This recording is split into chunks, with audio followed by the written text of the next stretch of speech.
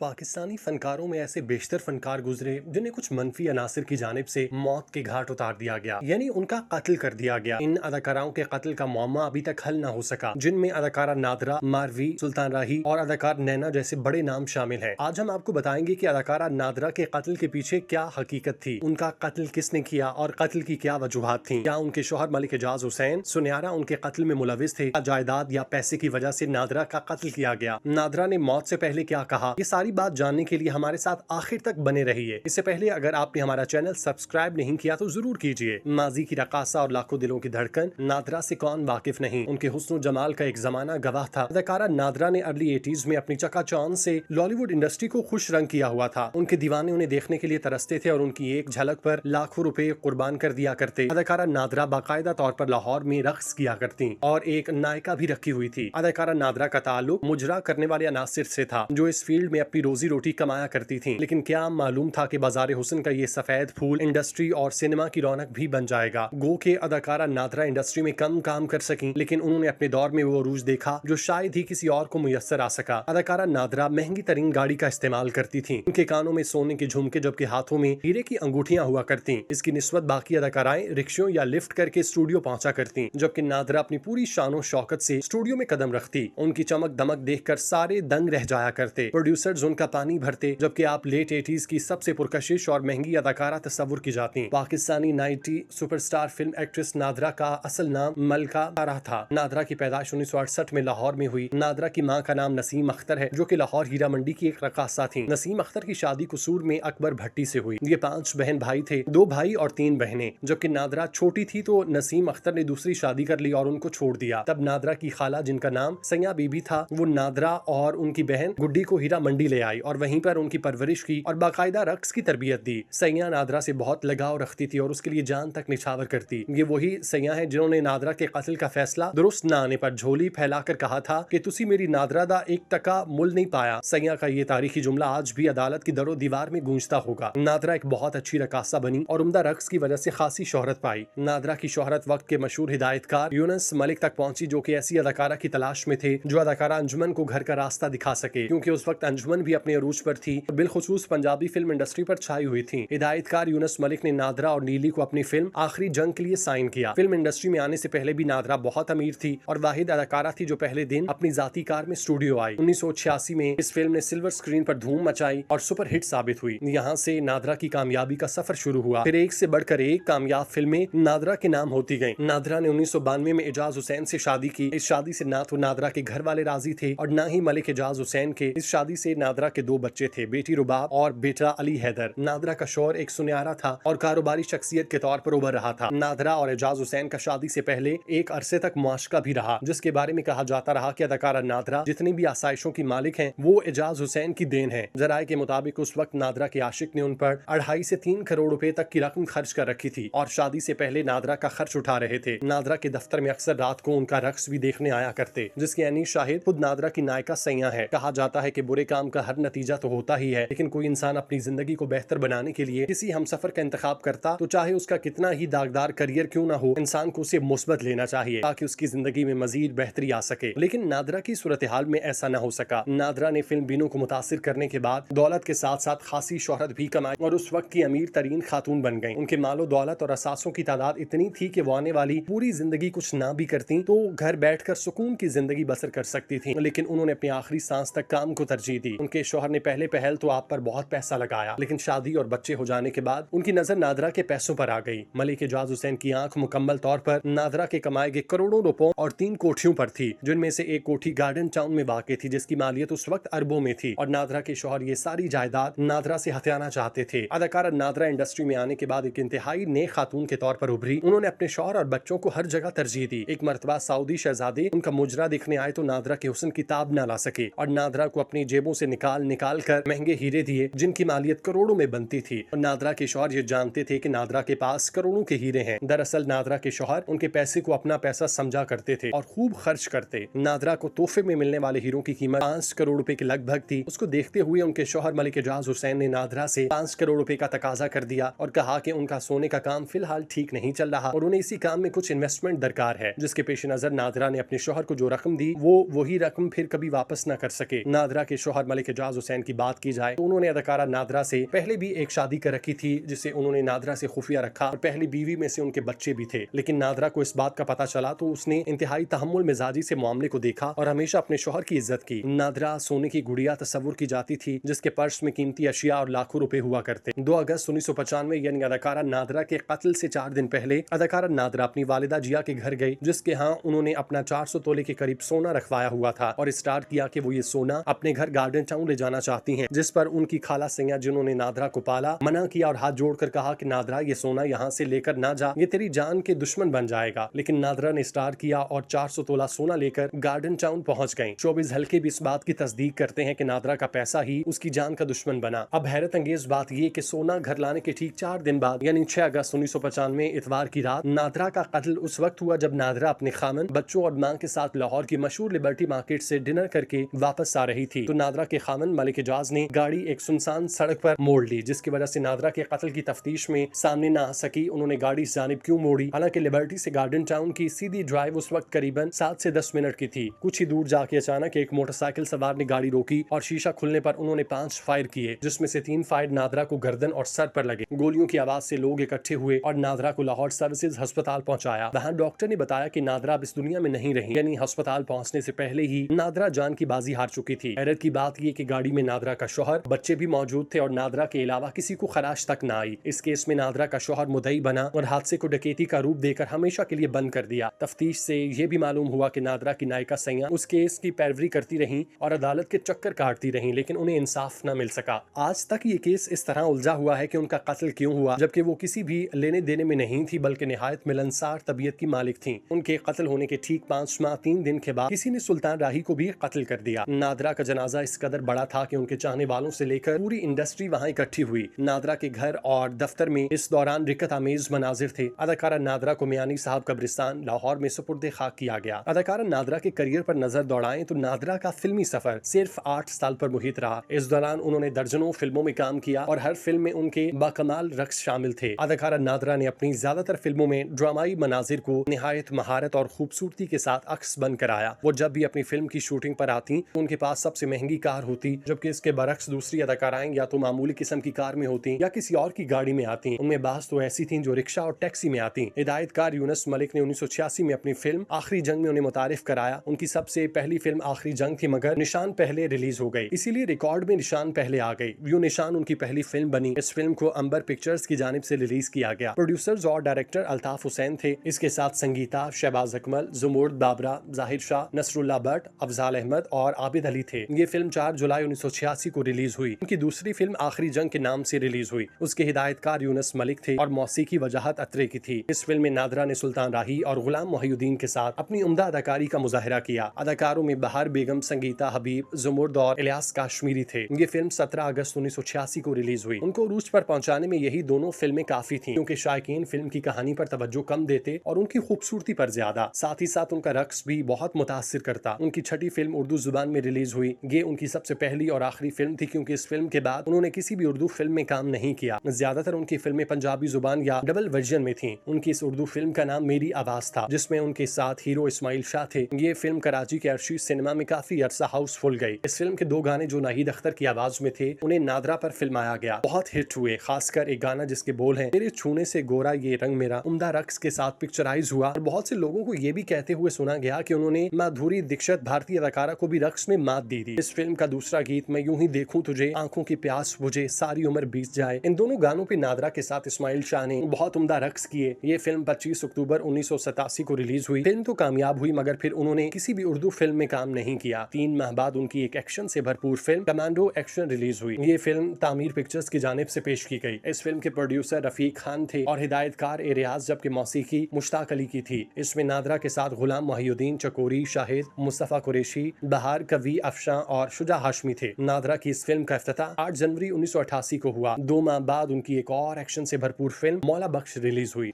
ये फिल्म संगीत पिक्चर्स की जानिब से रिलीज हुई। प्रोड्यूसर अदाकार एजाज दुरानी थे, हिदायतकार यूनुस मलिक थे और मौसीकी वजाहत अत्रे ने मुरत्तब की थी। इस फिल्म में नादरा के साथ गुलाम मोहिउद्दीन, सुल्तान राही, नीली, बहार बेगम, अनवर खान और जरीफ लाडला थे। इस फिल्म का एक गाना जो मलका तरन्नुम नूरजहां की आवाज में था बड़ा हिट हुआ, जिसके बोल हैं, मुंडे बड़े तंग कर दे। मार्च 88 में ये फिल्म मंजर आम पर आई। अदाकारा नादरा ने बहुत बहुत ही मुख्तसर अरसे में पाकिस्तानी फिल्मी सनत में अपने कदम जमा लिए। उनके पास वो दोनों चीजें मौजूद थीं जो शायकीन फिल्म को ज्यादा पसंद थीं। एक तो उनका रक्स करने का अंदाज, दूसरा हुस्न का जादू। नादरा ने सुल्तान राही, गुलाम मोहिउद्दीन और इस्माइल शाह के साथ सबसे ज्यादा फिल्मों में काम किया। अदाकार नदीम के साथ ये फिल्म इस्मार खान में जलवागर हुई। गरीब नवाज प्रोडक्शन की इस फिल्म के प्रोड्यूसर खालिद फिरोज थे। हिदायतकार इकबाल काश्मीरी और मौसीकी वजाहत इत्रे की थी। इस फिल्म में नदीम, शमीम आरा, उस्मान पीरजादा, रंगीला और बदर मुनीर ने काम किया। नादरा की ये फिल्म भी हिट हुई। इसका इफ्तिताह 10 नवंबर 1989 को हुआ। नादरा की मुसलसल फिल्में रिलीज होती गईं और उनके चाहने वालों की तादाद में इजाफा होता गया। उस वक्त की सुपरस्टार अदाकाराएं साइमा नूर, अंजुमन और नीली अरूज पर थीं। उनकी अदाकारी करने का अपना अंदाज था। नादरा ने अपना अंदाज अपनाया। गुल पिक्चर्स की फिल्म मिस अल्लाह रखी भी